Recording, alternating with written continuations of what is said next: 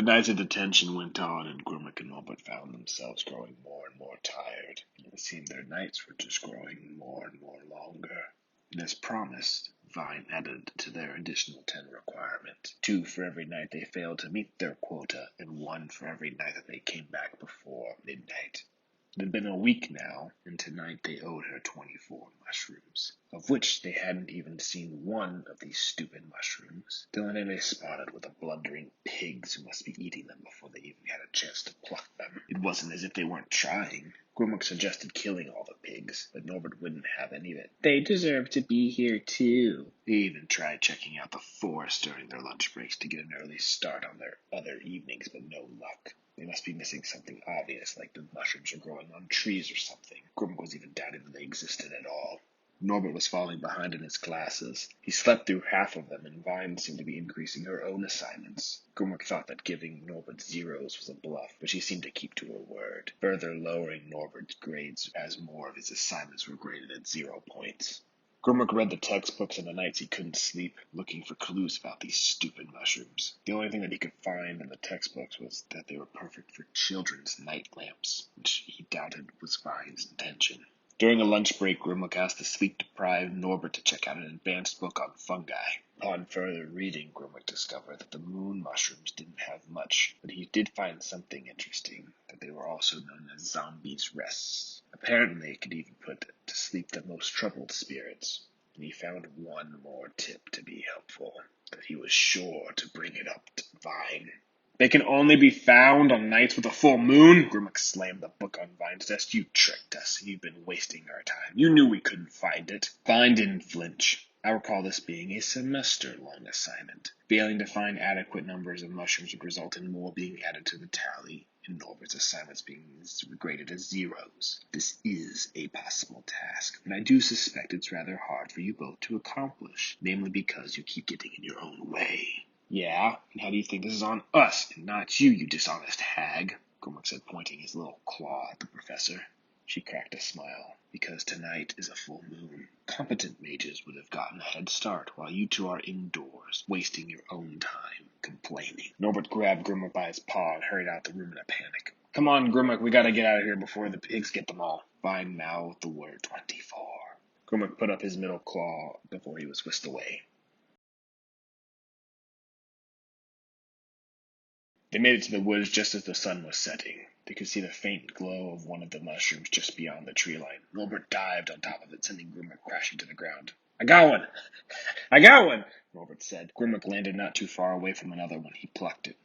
I got one too. 22 more to go. Hurry before the pigs show up. The two followed the bluish glow of the mushrooms like dogs following a line of treats. The two moved deeper and deeper into the woods, unaware of how far they had moved away from the safety of the worn trail. It wasn't until they approached an overlook that they stopped and looked up. How many do you have? Grimwick asked. I got like 20. Norbert held up a knapsack of large mushrooms. Grimwick looked into his own. I got about the same. We should get a few more.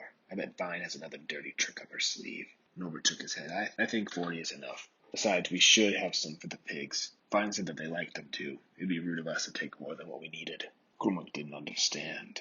Why would you leave them for the pigs? They are beasts. Finders keepers. But Norbert seemed so confident in his answer. Still, Grimwick pressed. Why would we share them with the pigs? Because the woods are their home too. They deserve to have some. Besides, I'm sure the pigs do other things for these woods that make it fruitful. We wouldn't want to disturb that. His logic was sustainable farming. I guess that kind of makes sense. Or did this blubbering idiot actually just put the pigs above his own safety? But Grimwick conceded, fine.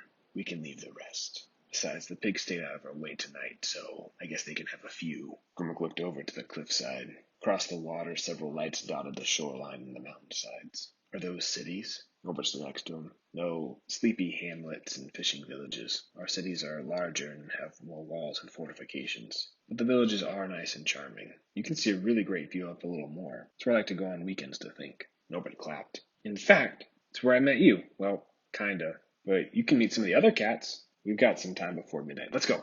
Grimwick trotted after him. First of all, I'm not a cat. I'm a demon.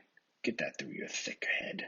Plus, that is a good idea if we took a little time getting back. We wouldn't want Vyne to think that we had it too easy. As they walked, Grimwick noticed that the view seemed to get more and more beautiful. but in the same way the cliffside became more and more sheer. Fall from this height would certainly result in death, and Grimwick didn't care for heights, so he moved closer to the inside trail. When Norbert wasn't looking, Grimwick picked up a few more of the mushrooms and added to his own bag. It was strange. The mushroom's gentle glow was widespread on the forest floor, much like the stars in the night sky. But come to think of it, Grimwick hasn't seen a single pig.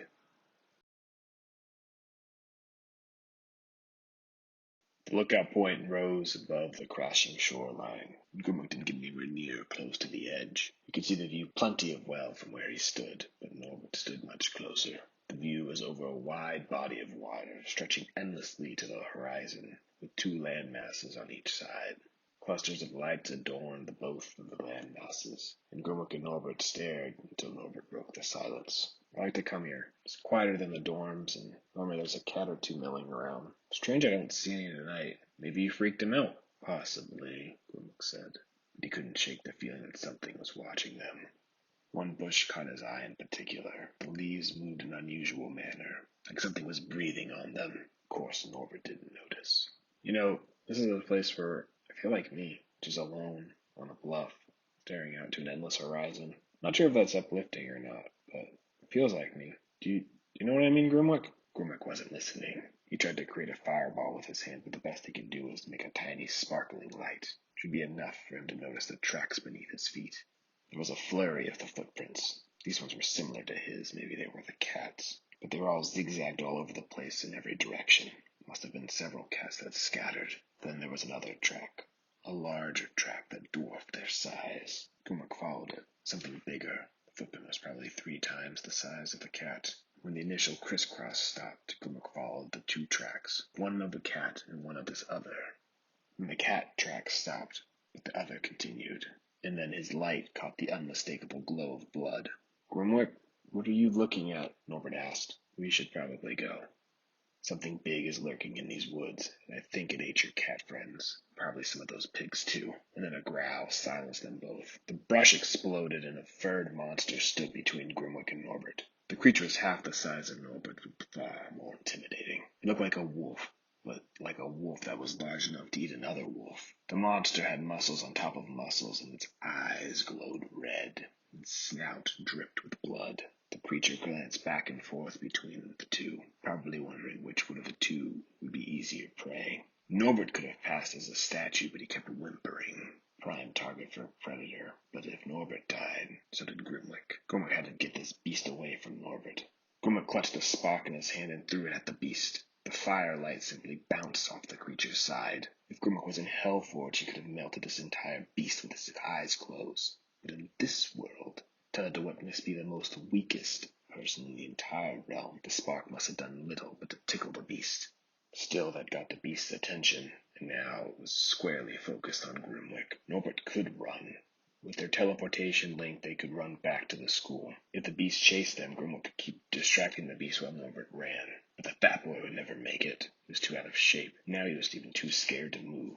Run, you idiot! Don't stand there! Grimwick yelled. But still Norbert did nothing. If anything, it sparked the wolf into motion, and it charged Grimwick. Grimwick fired as many sparks as he could muster. The last spark caught the creature direct in the eye when he was 1 bound away. It let out a yelp, and its fangs whisked by Grimwick's head. Its shoulders connected with Grimwick and sent him to the ground. Grimwick ready to spark fire again in each hand. He yelled, "Idiot! Run! I'll catch up, remember? Grab the mushrooms and get back to the school. Now!" But Norbert didn't move. He just kept trembling. "Are you dense? Move!" Grimwick yelled. But it was too late. The wolf rushed out of the tree line again, this time for Norbert.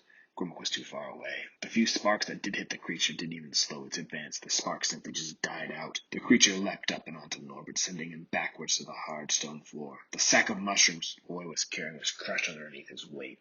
The few that escaped rolled off the edge of the cliff. The creature growled and chomped. Norbert's beefy hands were somehow underneath the creature's neck, and it couldn't bite down, but it kept kicking and tearing at Norbert's robes. "Help! Grimwick! Help!" Grimwick couldn't make it to him in time. The creature was going to bite Norbert's neck, and he'll bleed out right there on his favorite mountain spot. Grimwick's sparks had no effect on the monster, and this boy was far too weak. And that was it. The boy was too weak. The tether was too short. The Grimwick was too far to run to the boy. He wasn't too far away to run from the boy. Grimwick ran away from the wailing Norbert. Grimwick, don't leave me! Poor idiot boy didn't even know that if he died, Grimwick would be sent back to Hellforge, and that is not an option. Grimwick ran as hard as he could from the action till he felt the golden light wash over him, and he was teleported over the scuffle. Normally he teleported onto Norbert's shoulder, but due to the wolf's position he landed squarely on the monster's head. Grimwick wasted no time and went for the creature's eyes. It yelped and waded off of Norbert. This creature was something else, relentless. It wouldn't stop till both of them were dead. But Grimwick's magic had no effect on it, and Norbert was too scared to even move. The creature staggered again as Grimwick kept scratching at its head, and it began to try to buck him off. They were incredibly close to the edge, and then the wolf stepped back, and a rock came loose, and it trotted away from the edge. Grimwick looked down. A flush of vertigo hit him as he saw the magnitude of the bluff. At the base, the rocks crumpled at the bottom, like jagged teeth of a mountain. That was it. He could pull himself over the edge. This tether should teleport him back to Norbert. The wolf would simply fall to its death. The wolf must have sensed Grimwick's intention and wasn't going to let that happen. It began to stagger away from the cliffside. Grimwick had to do it now. Grimwick grabbed the wolf's ears and pulled up towards the cliffside. The wolf lost its balance, and Grimwick's plan worked too well. The wolf fell over the edge, and Grimwick along with it. Grimwick! Norbert yelled, leaning over the edge. Idiot! The tether is like a leash. He needed to be further away, not leaning over the edge. Falling was the new sensation as the rocks were coming closer. The wolf yelled, and it made eye contact with Grimwick. Its fear washed away all of its ferocity. Even if its eyes were no longer red, the wolf's eyes only seemed muted and sad, like it had no idea what was happening. The jagged bottom was fast approaching, and the creature had no idea of how it got there. And soon both Grimwick and the beast would reach the bottom. Then like a ripcord on a parachute, a gold light swallowed up Grimwick and he was teleported back on Norbert's shoulder. And the idiot was still looking over the edge. For once he was glad that Norbert was weak. If he was just a little stronger, Grimwick would have shared the same fate as the wolf. Norbert didn't say anything, and Grimwick followed his summoner's gaze and saw the wolf's body bent over the rocks. The two didn't speak on their way back to the school. Norbert was too traumatized to speak. He just shuffled back, staring at the floor as he carried Grimwick's mushroom sack. Neither had counted, but they hoped it was enough. Grimwick too didn't say much before he was lost in his own thoughts. He didn't know how the magic in this world exactly worked. But the wolf wasn't itself. As it fell, it seemed confused, or if it seemed like it woke up from a bad dream. Could it be possible that the wolf didn't want to hurt them? If that was the case, that meant someone was forcing its actions. Someone wanted them dead, or at least someone didn't care if they died. And Grimwick thought of only one person who could be so cunning and cruel.